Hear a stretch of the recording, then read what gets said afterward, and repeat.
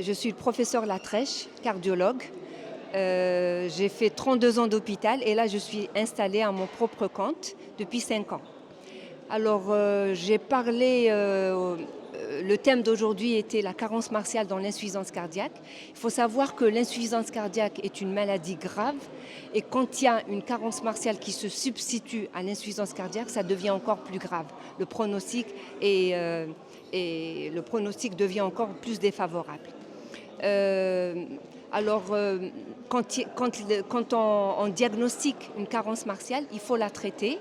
Et plusieurs études depuis 2009, ils se sont intéressés à la carence martiale. Donc des études ont été faites jusqu'à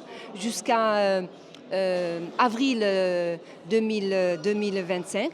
Alors, toutes ces études ont montré que la supplémentation en fer par voie orale ne donnait pas de résultat. Il fallait une supplémentation par voie intraveineuse dans l'insuffisance cardiaque à fraction d'éjection réduite. Alors, toutes les études ont été faites sur l'insuffisance cardiaque à fraction d'éjection réduite. Il n'y a qu'une seule étude qui a été faite dans l'insuffisance cardiaque à fraction d'éjection préservée, parce que c'est une entité nouvelle, c'est quelque chose de nouveau. Et cette étude, FAIR-HF-PEF, a montré qu'il y avait une amélioration de la qualité de vie, de la classification, de la classe fonctionnelle de la NYH1 et du test de marche.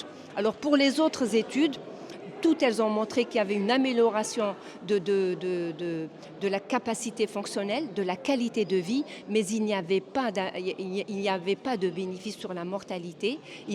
Et concernant les hospitalisations, le bénéfice était